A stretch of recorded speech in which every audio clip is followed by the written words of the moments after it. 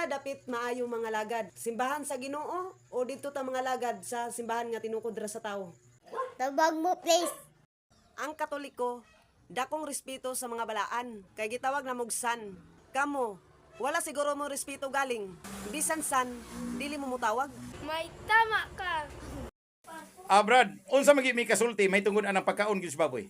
Ang baboy gidili sa panahon ni Moises, Levitico 11:7, apan dili sa bagong tugon gipadayag gyud ni Kristo ug sa mga apostoles, ayaw na isipang mahugaw ang tanan nga hinluan na sa Dios. Og si Kristo may padayag nga dili man makahugaw kadtong bisan unsa mosulod sa baba sa tao, sumula San Marcos kapitulo 7:13 ngadto 21. Very good. Ang makahugaw sa tao kadtong dautan nga mugula sa iyang baba nga gikan sulod sa iyang kasing-kasing mutoy makahugaw sa tao. Salamat kay Brad. Letra por letra na Brad. Brad, pangutan unta ka Brad. Kana bang pari Brad, maubay gitagaan gitahasan sa Ginoo aron pagsangyaw sa iyang mga pulong? Tinuod man na Brad dili? Tinuod na Brad, ang pare letra por letra mabasa nato sa Malakias 2:7 nga ang tanan katawhan adto gayon magpakisayon may tungod sa pulong sa Dios. Ang mga pare mao'y gitahasan ini. Mao ba? Kung pastor day Brad. Wala man po'y mabasa dito sa Malakias nga pastor may gitahasan sa Malakias 2:7. Ang pare gayon may gitahasan sa pagmantala sa pulong sa Dios busa adto gayon magpakisayod ang katawhan. Dili pastor. Dili pastor. Botangi. Butangi. Sa dihang gisupak ni Hesukristo ang adlong Sabado, ang mga Sabadista nga suko ug ila kaning gilansang sa cross. May tama ka. Kini nga post mga igsoon, saludo ko. Kay nikabat og mga milyones ang viewers mga igsoon. Matud pa dinhi sa maong sigulanon, ang Katoliko lang ang siyang may karapatan na umanawa sa Bible mga igsoon. Siya ra kuno dunay katungod sa pag-understand kung unsa ang nas kasulatan mga igsoon. Og siya ra ang dunay katungod ang Katoliko sa pagsangyaw sa maayong balita. Tinuod man na, Tinuod man na. Di man na bakak mga igsoon. Kay nga naman ang gipadala sa Dios ang Katoliko dunay gahom. Kung duna kay gahom, sama ni ana sa Mateo 28 kapitulo 19 ngadto 20 mga igsoon. Gitagaan niya gahom ang iyang simbahan, ang iyang mga apostoles. Go to the world. Kinsay niadto? Ang mga apostoles. Dinhis kalibutan mga igsoon, walay lain. Ang nakakutay sa mga apostoles, mao ang mga kaparian. Gihatag sa Dios ang iyang gahom. Nagpasabot katong gipadala niyang Katolikong simbahan, katura dunay katungod sa pagsangyaw sa maayong balita kay naa kamis kamatuoran mga igsoon. Sama sa giingon, diha sa 20, 21, 23 mga igsoon sa sulat ni San Juan. Matud pa diha, klaro kay diha mga igsoon, ako gipadala samahan, ako usab magpadala kaninyo ang simbahang Katoliko mo gipadala. Ihatag ko kaninyo ang akong gahom. Ang gahom sa Dios gihatag sa iyang simbahan mga igsoon. Maunay kamatuoran. Busa diha ta maminaw sa Katoliko mga igsoon. Unsay dakong rason nga nung nagkompetensya mo sa simbahan sa Ginoo? Buot ba ninyo ipasabot na ipa-imperno ang mga tao? Botangi. Kung ang Katoliko mao'y haligi og sukaranan sa kamatuoran, kamo usab mao'y tiguba sa haligi og sa kamatuoran. Butangi. Usa ka vlogger mga igsoon, naglubong sa ilang minatay. Matud pa, di na handumon ang mga patay. Imo ra na Brad nga katungod, imo ra na nga doktrina. Pero doktrina sa Ginoo, sama ni Propeta Nehemias, niadto siya sa iyang lubnganan sa iyang mga ginikanan. Sama ni Propeta Sirak, matud pa diha, Sirak, matud pa sa Dios, handuma ang mga patay. Maunay sigulanon sa Dios mga igsoon. Pero ang inyo, wala diha nga panudlo. Kay nga naman, dili mo sinugo sa Dios. Gilimo ninyo ang kamatuoran. Butangi. Pagkadakong problema kung ang imong simbahan tinukod ra sa mini nga propeta, kalaglagan ang mapaabot ninyo. Was ligaw. Unsa may gahuman nila? Ang relihiyon nga sigig pandaot sa Katoliko, maotong klaro nga daot. Butangi. Ingon nila, wala day relihiyon nga makaluwas. Pero sigig tukod sa relihiyon. Unsa inyong gipangita, kaluwasan o kaluwasan sa tiyan? Butangi. Kung tinuod man nga pastor ang gisugo sa Ginoo, nganong nagkalahi-lahi man mo og relihiyon, wala mo nagkasinabot sa inyong doktrina? Dakong dimalas. Butangi. Ingon nila, wala daw relihiyon nga makaluwas. Pero sigig pangni sa inosenteng mga Katoliko, sa aran dayon og kaluwasan para isulod sa ilang simbahan. Butangi. Brad Wing, taga Salay ko, Misamis Oriental, mangutana ko nimo. Ngano man nga miingon man ka nga pari mo gisugo sa Ginoo, dili pastor. Pakitubag kuno brad. Sayon rang tubag brad. Mao ni ang tubag brad. Ang pari mo gipadala sa Dios. Kay naa siya simbahan nga gitukod sa Matthew 16:18. Ang iyang gipadala ang iyang mga alagad nga gitawag og pari mga igsoon kay si Kristo.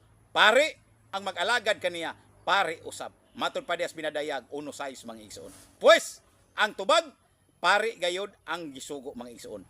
Dili pastor. Kay naas Malakias 2:7, pari gayod ang gisugo, dili pastor. Maunang kamatuoran mga igsoon. Amen. May tama ka.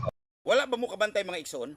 Matod pa sa ubang mga pundok, mga relihiyon mga igsoon, dili pari ang gipadala sa pagsangyaw sa pulong sa Dios, kundili ang mga pastor kuno. Matod pa, pastor kuno. Pero tan-awon ninyo mga igsoon, sa mga taong bright, dali ra makaanalisa mga igsoon, daghang mga relihiyon nga dunay pastor mga igsoon. Pero ang pangutana, nagkahiusa ba sila sa ilang simbahan? Wala mga igsoon. Managlaylahi ang ilang simbahan, laylahi ang panudlo, laylahi ang doktrina mga igsoon. Nagpasabot, dili pastor ang gipadala kay silang tanan. Wa nagkasinabot mga igsoon. Butangi. Brad, mangutana ko nimo, taga Jinsan ko, mangutana ko nimo ba? Ngano man nga niingon man ka nga ang Katoliko ra mao na haligi ug sukaranan sa kamatuoran brad. Pakitubag kuno ko brad, aga. Salamat kayong taga Jinsan mga igsoon, mayong adlaw niyong tanan diha. Tinuod ang giingon sa Biblia, si Kristo nagtukod og simbahan. Ang haligi ug sukaranan sa kamatuoran, matod pa ni San Pablo, mao ang gitukod ni Kristo nga simbahan. Walay lain mga igsoon, ang Iglesia Katolika kana, mao nang kamatuoran mga igsoon. Pues kung doon na may mga relihiyon pundok nga dili iya sa Dios kay iya ra sa tawo mga igsoon, wala ka na haligi, wala ka na sa kamatuoran mga igsoon. Hinuon kini mga tawhana, mao'y tiguba sa haligi ug tiguba sa kamatuoran. Amen. Ini nga video mga igsoon, miabot ng mga million views my brother and sister. Ngano man, kini nga topic mga igsoon nga gisgutan, ang pari ray makapasaylo sa sala sa mga tao ning kalibutan. Ngano man nga mingon man migpari mga igsoon, naturalmente si Kristo pari. Ang iyang mga apostoles pari usab. Si San Pablo pari usab mga igsoon. Mao kana ang ilang otoridad my brother and sister. Diha sa John 20:21-23, klaro og dayag kay mga igsoon, matod pa ni Kristo, kay ako gipadala sa Amahan, ako usab magpadala kaninyo. Klaro og dayag, dunay gipadala ang Dios. Kung ang Dios makapasaylog sala sa tao, si Kristo makapasaylog sala sa tao, iyang gihatag ang iyang gahom dito sa iyang mga apostoles nga mao ang kaparian nga karon nakakutay mga igsoon mo nang pari sa simbahang Katoliko. Diha nimo makita dayag kaayo mga igsoon ang kamatuoran nga isugid ang mga sala sa tao. Kay niingon si Kristo, kung unsang mga sala nga inyong gipasaylo nining kalibutan gipasaylo ko kini.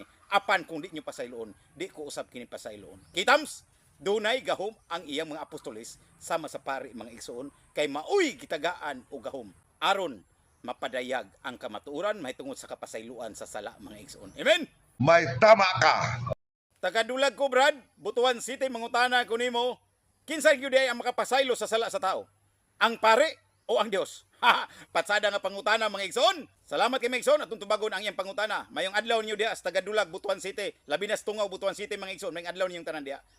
Ang tubag mga igsoon, ang pare mo'y gitagaan niya kagahuman. Giunsa niya paghatag mga igsoon? Matod pa sa Juan 20:21-23, my Father sending to me and I sending to you. Ako gipadala sa Amahan, ako usab magpadala kaninyo mga igsoon. Nagpasabot, dunay gipadala ang Dios. Kung ang gahom sa Dios iyang gipadala sa iyang simbahan, sa iyang mga kaparian mga igsoon, dunay gahom nga gihatag aron pagpasaylo sa sala sa tao. Matod pa mga igsoon, kung unsang sala sa mga tao inyong gipasaylo ko kini. Apan kung di nyo pasayloon, di ko usab kini pasayloon.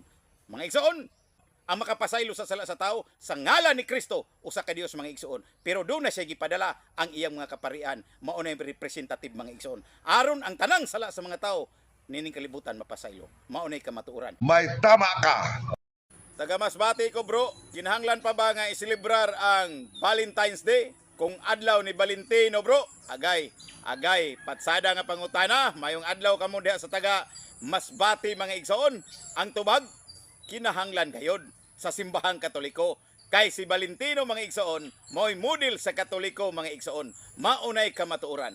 Ang kinabuhi ni Valentino ni atong Pebrero 14 mga igsoon. Giputlan siyang ulo tungod sa iyang sa mga igsoon. Unsay sala ni Valentino mga igsoon ni atong 2nd century. Tubag, sige siya kasal mga igsoon sa mga sundalo, sa mga Romano mga igsoon, kung mga pagano nga kinabuhi mga igsoon. Panahon ni Claudius, gipatay si Valentino mga igsoon. So si Valentino mga igsoon, mao'y naghiusa pinaagi kasal sa mga tao nga nagigugmaay mga igsoon, labi na sa mga sundalo, my brother and sister. Diha dapita, makita nimo tungod sa kasuko ni Claudius, gipatay si Valentino mga igsoon. Mauna ang history, my brother and sister. Kinahanglan pa ba isilibrar? Diha sa simbahang Katoliko, kinahanglan namo isilibrar. Kay ngano man ang Dios ay gugma, ang Dios ay pag-ibig. Si Valentino, iyang giligal at tubangan sa Dios ang naghahigugmaay mga igsoon. Mao ka na hinungdan nga dunay Valentine's Day sa simbahang Katoliko mga igsoon. Parto mga igsoon. Klaro og dayag si Valentino mga igsoon usa ka pari sa Katoliko. Siya mo'y naghimog seremonya sa kasal sa mga taong naghigugmaay mga igsoon aron atubangan sa Dios. Mahimong legal ang paghigugmaay ug ang pag-ipon mga igsoon. Mao ka na hinungdan nga dunay Valentine's Day sa simbahang Katoliko mga igsoon. Pero daghan ang dili mo sugot mga igsoon. Matod pa nila, di na angay silibrar brad. Ayaw niyo silibrar. Wa man mo gipugos mga igsoon. Amo ra man ang selebrasyon sa Katoliko. Kamulain nga mga relihiyon, wa man mo pugsa magsilibrar mo. Ang inyo gyud mga igsoon, puro na lang panghilabot sa simbahang Katoliko. Pagpanahon gani nga doon New Year's Day, ha? Kamo mo silibrar man mo. Katoliko man ang kasulugan. Munay dakong sayop ninyo mga igsoon. Ingon nila, ang mini daw nga propita ang nauna. Pero di ay, ang mini nga propita ang mubiya sa unang simbahan. Di ba diha mugikan sa Katoliko? Naigo mo? Utangi. Abi ninyo, kung wala ng 10%, Katoliko na gid ang tanang tao. Mga hadlok sila sa mga rebolto sa mga santos. Pero kung rebolto ni Lucifer, dili sila mga hadlok. Dili man tanan rebolto Diyos. Kay mismo ang Diyos nagpahimo og rebolto. Diyos lugar to. May tama ka. Sa estudyante pa, motuog history. Sa pastor na, dili na motuog history. Dako kayong problema. May tama ka. Unsaon man ninyo pag-ingon nga na sa inyo ang kaluwasan, pero may labtunon mo sa Katoliko tanan. Butangi!